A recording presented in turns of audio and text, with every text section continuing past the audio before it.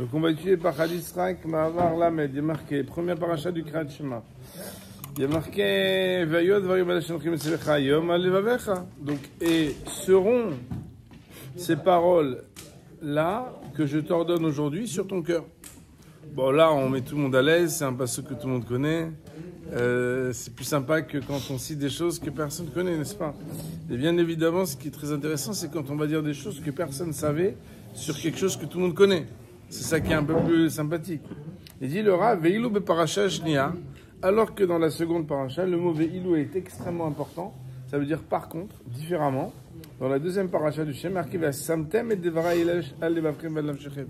Et vous placerez mes paroles sur vos cœurs et sur votre âme.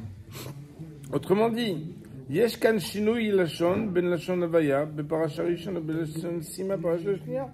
Dans la première paracha du schéma, donc premier paragraphe, on nous dit et que soient ces paroles-là sur ton cœur. Alors que dans la deuxième paracha, on dit et vous placerez sur vos cœurs. Et bien évidemment, cette différence-là, et si on vient à parler de ça, c'est parce qu'il y a quelque chose de nouveau. Parce que sinon, on n'a pas besoin de vous dire juste que dans la lecture.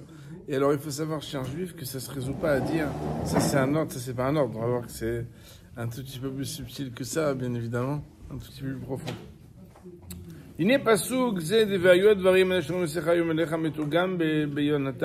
Vous savez qu'il y a le Targum Onkelos et il y a le Targum de Yonatan ben Uziel. Ce sont deux traductions araméennes du Chumash. Et il faut savoir que les traductions de Onkelos ou de Yonatan ben Uziel sont presque juste des traductions. Parce que normalement, chaque fois qu'on parle de traduction, j'ai l'habitude de dire qu'on parle de trahison. Mais là, en fait, au contraire. Dans le Targum de Onkelos de Yonatan ben Uziel, quand on traduit, ce sont des traducteurs qui étaient Mlachachamim Gdolim, qui avaient des inspirations et des choses profondes, et qui donnaient et parsemaient leur traduction de cadeaux et de perles. Et là-bas, il y a marqué Vion Pidgama Ilen, Deana Mefaked Yatron Yom Adel, et que soient ces paroles que je t'ordonne aujourd'hui, en ce jour, Ktivin Aloach Libechon, qu'elles soient écrites sur la tablette de vos cœurs. D'ailleurs, il y a un passouk dans la vie qui dit Kotvem Aloach Libecha, écris les paroles de Torah sur la tablette de ton cœur.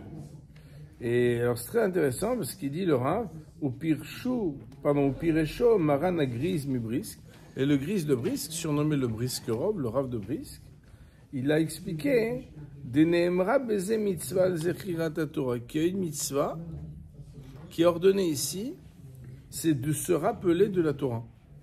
Ça veut dire qu'en fait, il y a une mitzvah non seulement d'étudier la Torah, mais de se rappeler ce qu'on étudie. Amen. Amen. Bien évidemment, quand on dit ça, tout le monde dit Alvaï, j'aurais tellement aimé me rappeler. Mais déjà 2 jours après, j'ai oublié. Déjà même dans la matinée, j'ai oublié. Et j'ose pas le dire, mais des fois 5 minutes après, on me dit, mais on vient de le dire. Okay. C'est la raison pour laquelle, quand on voit ici qu'on nous dit qu'il faut se rappeler, c'est bien beau, mais il faut nous donner le mode d'emploi. Il dit le Rav, d'ailleurs, il y a une Mishnah dans Avot qui dit que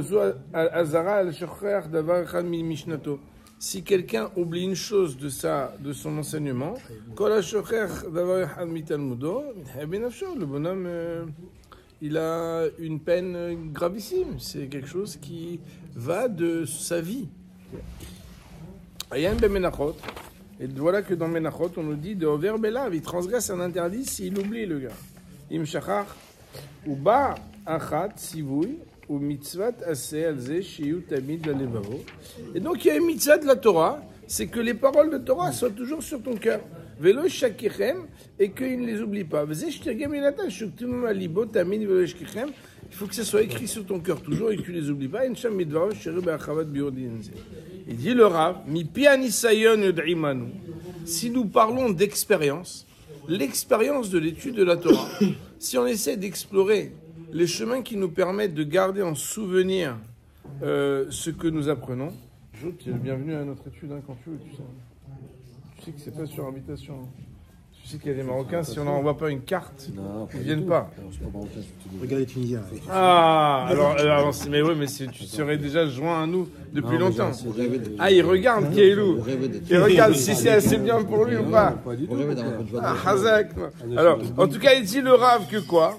Que Asarat Shiltona Shel Shikha Benogea Les Inyan. Il y a deux choses qui enlèvent les mécanismes de l'oubli.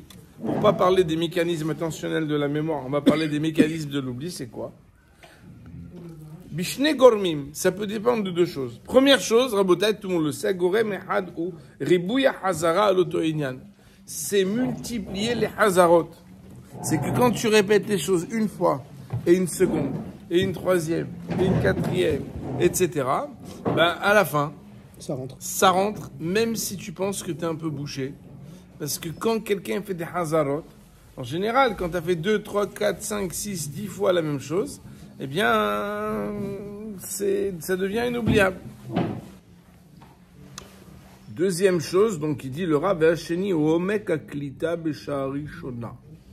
C'est le coefficient de profondeur et d'approfondissement au premier instant où tu saisis l'information. Ça veut dire qu'en fait, tu étudies comme ça. Et tu approfondis tellement la chose et tu l'as tellement saisi de manière, on va dire, voilà, creusée, que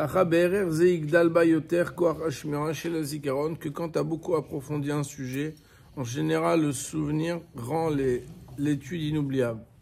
Bon, tout celui qui a déjà étudié un peu en Ayoun, que ce soit la Yeshiva, au Beth Midrash ou quoi, il sait bien que dans la vie, quand on étudie de manière très approfondie un sujet, bah, on n'oublie pas facilement. C'est comme ça. C'est-à-dire, tu as passé 3 heures dessus. Donc, à un moment ou à un autre, c'est un truc qui est rentré. Pas parce que tu l'as répété, parce que tu l'as étudié de manière approfondie.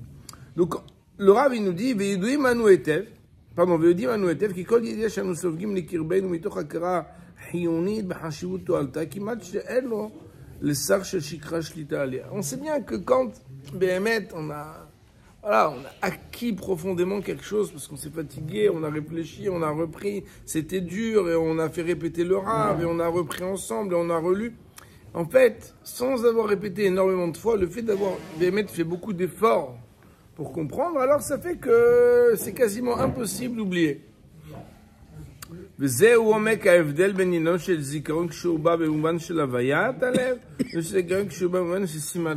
y a une différence entre Ve'ayu adevarim haele et Ve'samtem et devarai ele alevavchem. C'est quoi? Ve'ayu, ça veut dire et ils furent. Par exemple, il a dit Yeyor, Vayior. Puis la lumière soit, la lumière fut. Quand la lumière fut, on a l'impression que c'est toute seule qu'elle a été. Alors que quand on dit et vous placerez, on parle d'une dimension proactive. La personne est en train de faire quelque chose. Alors, le Rabbi dit, quand quelque chose, il dit des chizuka zikaron des simal alev, mouvano, chizuka zikaron des siamitsidenu. Lorsque Béhémet, on te dit et vous placerez mes paroles sur vos cœurs, on a l'impression qu'on s'adresse à toi et que tu dois faire quelque chose. Tu dois le mettre dans ton cœur.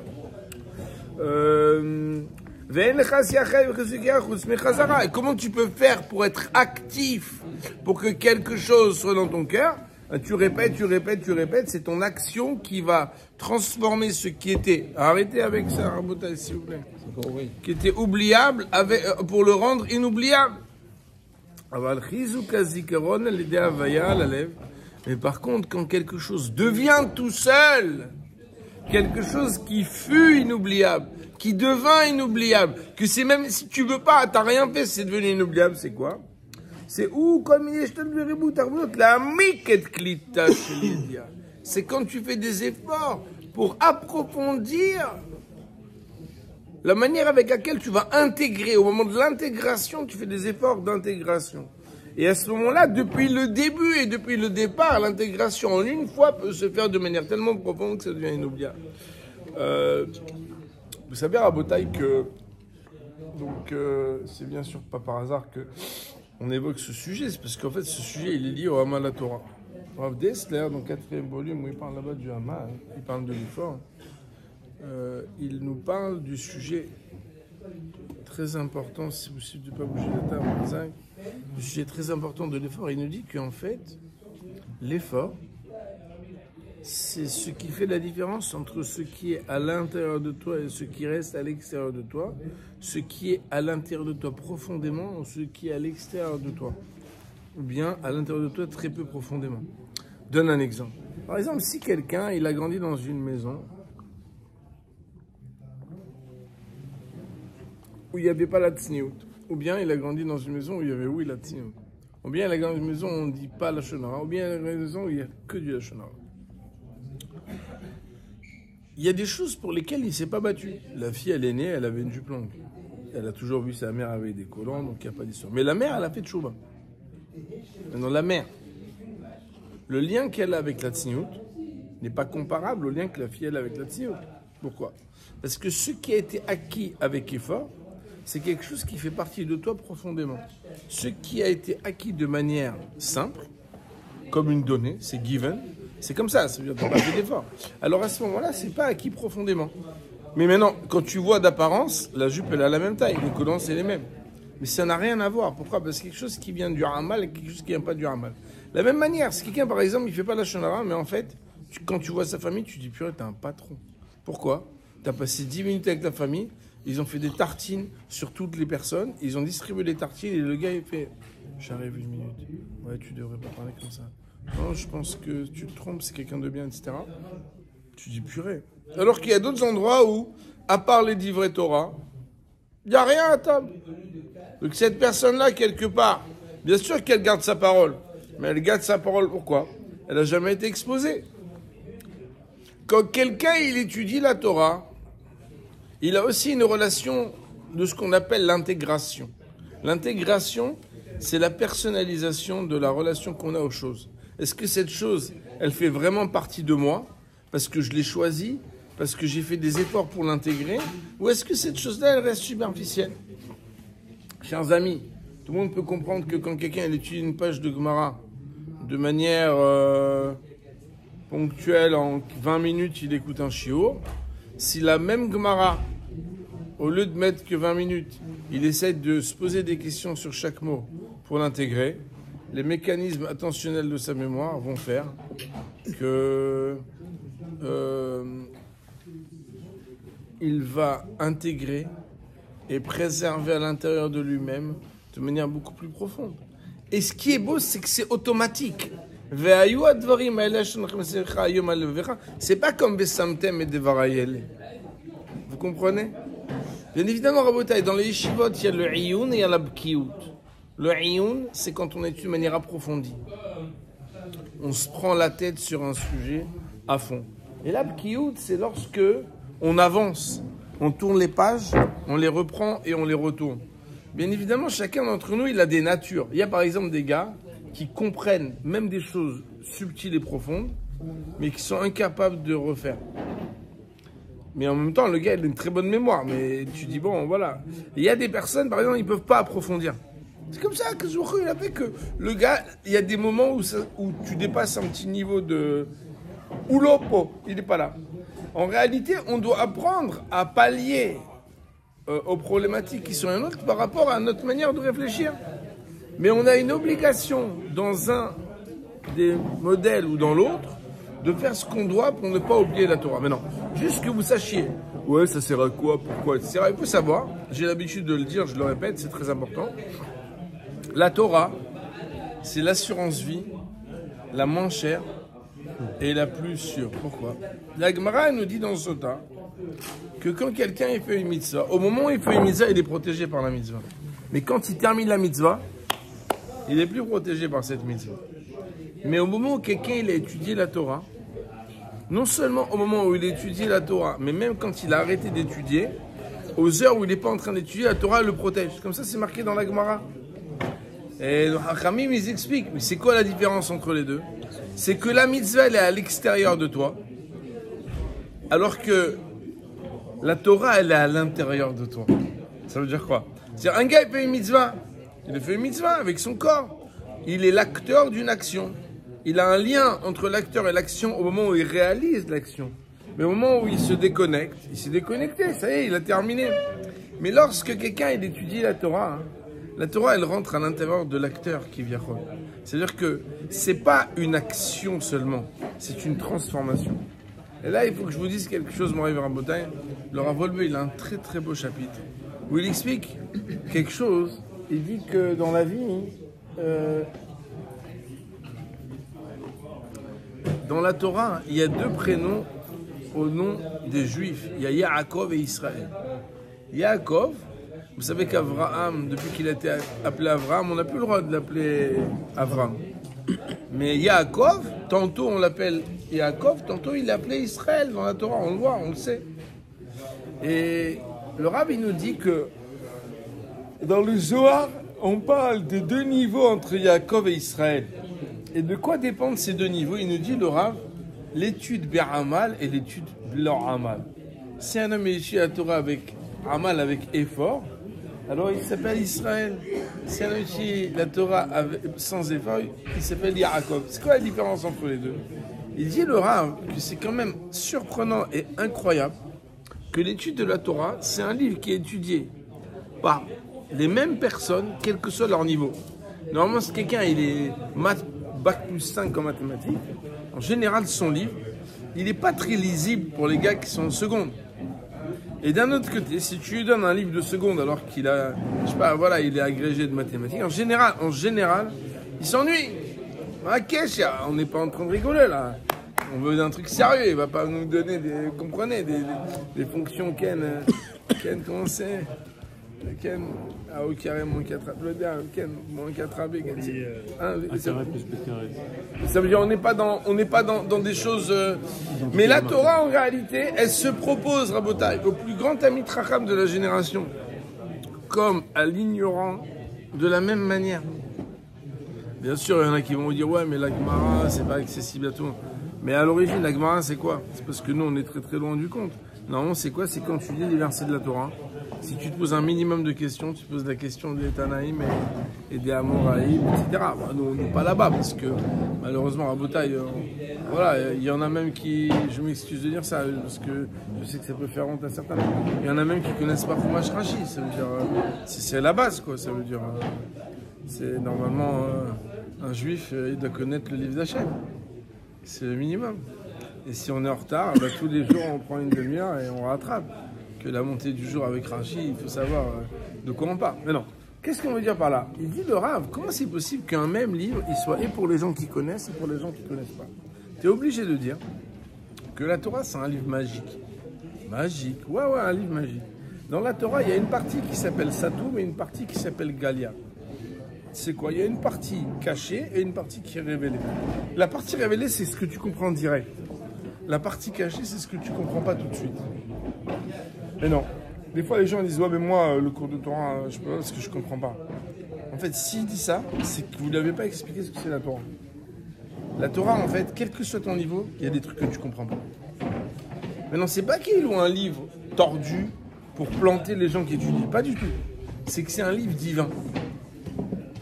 Si un gars, par exemple, il est je sais pas, bon, par exemple, il est docteur en physique, docteur en chimie, docteur en biologie, et il a écrit un livre et il te l'offre.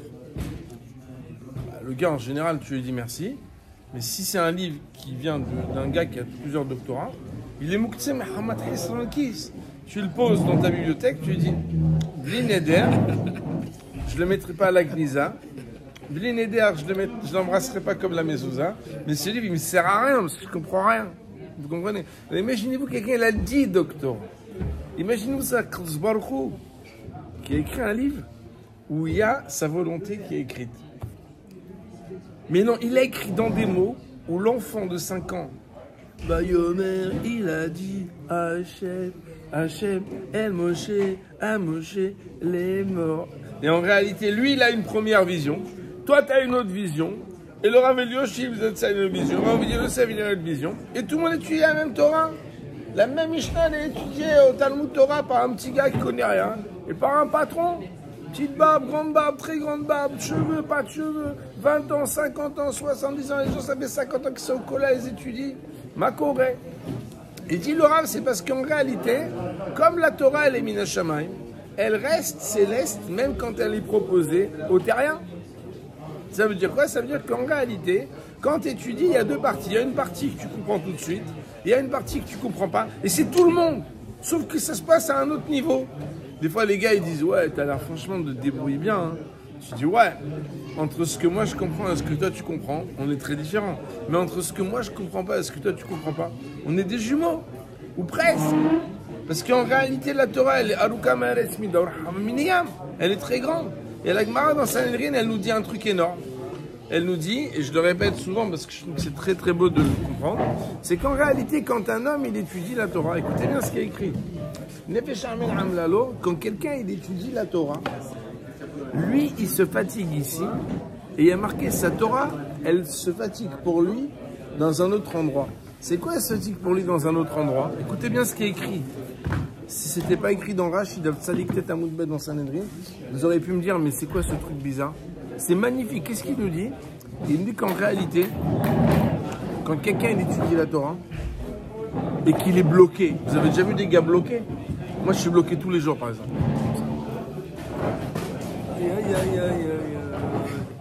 Je dis, mais si t'as pas compris, c'est que tu comprendras pas. T'as bien mangé ou mal mangé, t'es intelligent, pas intelligent, c'est trop dur pour toi, pas trop dur pour toi. Pas du tout, pas du tout. T'étudies, tu bloques, et tout d'un coup ça se débloque. C'est ça le limud de Torah. Tous les jours, tout le temps, t'es bloqué, tu comprends pas, et ça se débloque. Tu dis, c'est quoi ce truc-là? C'est des gars qui sont pas très stables. Non, il y a marqué en fait que la Torah, qu'est-ce qu'elle fait quand quelqu'un il étudie? Toi t'étudies, t'es bloqué. Il y a marqué que la Torah mehazeret harkona, elle montre voir Akadosh Baruch Hu et elle dit, celui-là il est bloqué. Est-ce qu'on ne peut pas lui révéler le secret de la Torah? C'est écrit noir sur blanc, même Sanhedrin, comme ça je leur montre. Et elle dit à Akadosh Baruch Hu, est-ce qu'on peut lui donner? Et en fait, on lui envoie un cadeau, on lui dit, on va lui donner Tosfot. On va lui donner de comprendre Gemara avec le Rashba. Il n'a pas compris la question. Je sais chercher. Il n'y a plus de Hamal. Je sais chercher tout ça. On va. Il y a marqué Maïdirtiv. C'est quoi Maïkra? Nefesh Amel Amlalo. L'âme de celui qui se fatigue va se fatiguer pour lui. La Gemara, elle dit ou Amel Bema comme c'est lui se fatigue ici.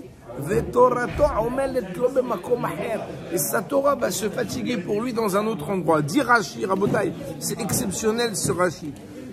Torah omelet lo shemechazeret alav. Elle va mendier pour lui, elle va réclamer. Mais va keshet met kona, elle demande à Hachem, au Créateur, limsor lo ta'ame Torah usdarea. J'ai on peut faire quelque chose pour lui. Regarde comme il est beau. Il comprend pas la Torah. Kol kachlama, pourquoi? Parce qu'il s'est fatigué pour étudier la Torah. Moraï Verabota, écoutez bien comme c'est beau. Les gens ils vous disent Hayom, on fait une pause, il faut faire.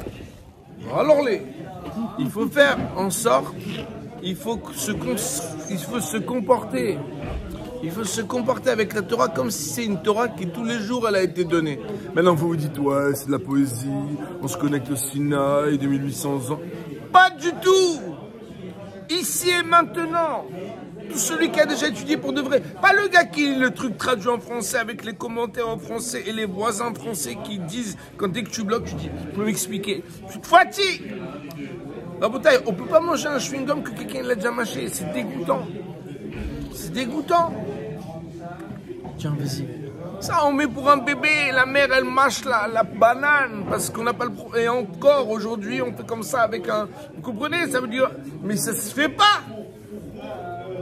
La Torah, c'est quelque chose de céleste et de divin. Mais Meilema, on est obligé de se dépasser chaque jour dans l'étude de la Torah. Et c'est ça qui est passionnant dans l'étude. C'est que le même texte, tu peux le réétudier. Mais finalement, l'endroit de la frontière entre ce que tu comprends et ce que tu comprends pas, il s'est juste élevé. Ça fait 10 ans que tu as étudié Baba Kama. Je peux te garantir que tu peux la réétudier, tu t'ennuieras pas. Parce qu'en réalité, il y a des gens, regardez la littérature, il y a des centaines, des milliers de livres qui sont écrits sur chaque page de Gemara, qu'en réalité, plus tu avances, plus le niveau où commence la lisière entre ce que tu comprends et ce que tu comprends pas est plus élevé. Et on regarde qu'est-ce que tu fais quand tu comprends pas. En général, dans une génération ou si le short il te plaît pas, tu bases.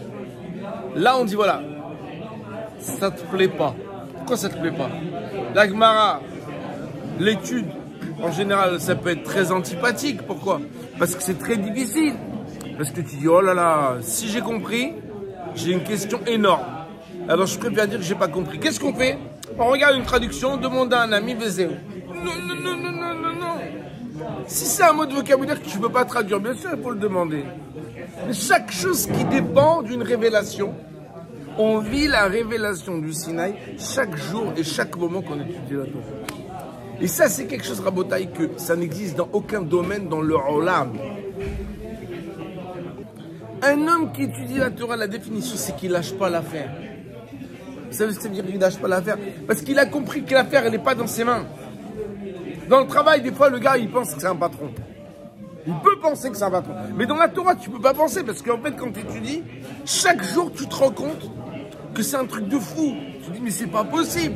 Encore une page, et encore une page, et encore un thème. On reprend le même thème selon le Rashba, selon le Ritva, selon le Rambam. Tu dis, mais c'est pas la même Gemara, c'est pas possible. Et en réalité, qu'est-ce que tu veux quand c'est dur? Et nos Chachamim, ils nous disent, quand tu t'arrêtes parce que c'est difficile, et ben, mec, tu t'efforces. Les mots, ils sont beaux. Ta Torah, elle monte voir Hachem, elle lui dit. Et je vois là que les Chaverim du cours de Aleph, c'était subtil et ils font des efforts. Ils ne sont pas juste passifs, je vois que ça réfléchit. Je vois qu'on peut leur expliquer. Et Akadosh Baruch Hu, il envoie la révélation. Exactement comme on était au Mahamad Arsinaï. En fait, il s'est marqué que quand Akadosh Baruch Hu, il a dit Anochi velo yelecha, la révélation elle était tellement forte que les livrets Torah, ils ont été enfoncés dans le cœur. Les gens, ils étudient, ils ne pouvaient même pas oublier. Pourquoi? Parce que quand quelqu'un il fait un effort, il se fatigue dans l'étude de la Torah, son étude est émouvante parce qu'il y a une émotion. Vous savez, quand vous ne comprenez pas et tout d'un coup vous comprenez, ça vous est déjà arrivé, j'espère, dans l'étude. Quand tu ne comprends pas et tout d'un coup tu piges quelque chose de significatif, ça donne une simha très grande. Quand on a une émotion dans l'étude, ça rend le moment inoubliable. Et ça, je pense que c'est quelque chose qui est formidable. C'est pour ça que, bien évidemment, celui qui a la chance, au lieu d'étudier de manière juste répétitive, pour pouvoir mémoriser, s'il le peut, il doit étudier de manière approfondie.